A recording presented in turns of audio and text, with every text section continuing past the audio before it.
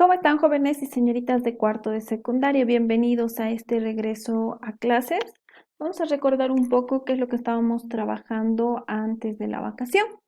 Nuestro tema se llamaba unidades químicas de masa. Y en este tema vamos a ver una serie de cálculos que nos van a ayudar a resolver ciertos problemas. El primero es el peso molecular. Ustedes bien saben que esta es la suma de todos los pesos atómicos de los elementos presentes en un compuesto. Entonces, lo primero que se tiene que tener es la fórmula del compuesto para poder calcular el peso molecular, ¿no? Y ya después vamos a identificar el peso o masa atómica de elementos por separado.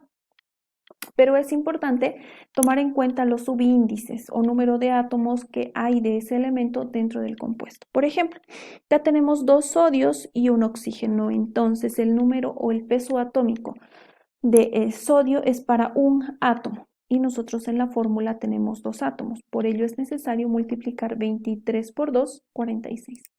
Tenemos un oxígeno, por lo tanto vamos a solo multiplicar el peso atómico del oxígeno por 1, va a ser 16. Y luego pasamos a sumar 46 más 16, 62, lo que sería el peso molecular del óxido de sodio.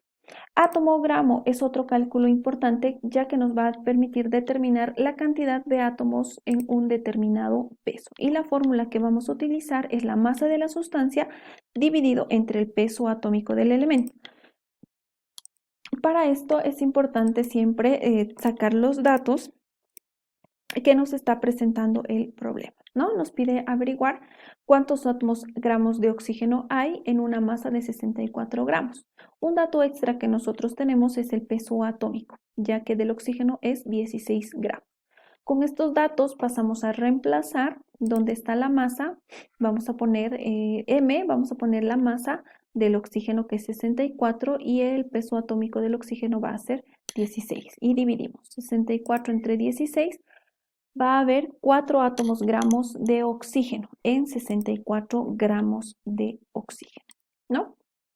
Así también podemos utilizar o calcular los átomos de azufre. El único dato que nos dan es que tenemos un átomo de azufre. Para esto vamos a utilizar el número de Avogadro, ya que estamos trabajando con átomos también y estos datos no nos permite utilizar la fórmula. Entonces, también sabemos que el número de Avogadro siempre va a ser igual a la masa de cualquier elemento. Podemos resolver el ejercicio por regla de 3 o por factores de conversión, ¿no? El número de Avogadro es igual a la masa del azufre y queremos saber a cuántos átomos o cuántos gramos equivale un átomo. Lo que hacemos simplemente es despejar X, pasamos a multiplicar, luego dividimos y vamos a tener el valor de X.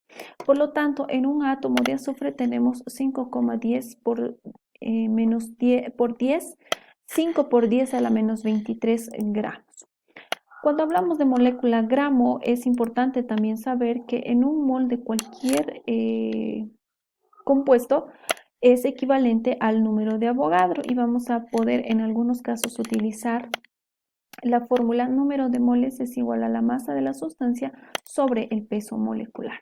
Y para resolver el problema vamos a sacar todos los datos que nos da el problema. En este caso nos pide averiguar el número de moles y tenemos una masa de 294 gramos, pero sabemos que el peso molecular del ácido sulfúrico es de 98 gramos. Entonces, con estos datos nos da para utilizar la fórmula. Lo único que hacemos es reemplazar todos los datos que tenemos, 294 como la masa del ácido sulfúrico y 98 gramos sobre mol como el peso molecular del ácido sulfúrico. Dividimos ambas cantidades y vamos a decir que en 294 gramos de ácido sulfúrico hay 3 moles. El volumen molar de un gas es muy importante en condiciones normales de presión y temperatura, ¿no? También el número de Avogadro nos va a servir para calcular el volumen de un gas cualquiera siempre y cuando éste esté en condiciones normales de presión y temperatura. Por lo tanto, el número de Avogadro siempre va a ser igual a 1 mol y este siempre va a ser igual a 22,4 litros. Con estos datos podemos calcular los moles o las masas, ¿no? Según el problema, sacamos todos nuestros datos y pues lo que tenemos en el ejercicio es que tenemos que averiguar los moles de oxígeno a partir de 5,6 litros de oxígeno. Pero el dato extra que nosotros tenemos es que un mol de cualquier elemento o compuesto siempre es igual a 22,4 litros en condiciones normales de presión y temperatura. Con la regla de 3, esto nos va a permitir resolver el ejercicio, ¿no? Y en 5,60 litros de oxígeno hay 0,25 moles de oxígeno. Espero les haya servido para refrescar un poquito todo el contenido que ya hemos ido desarrollando.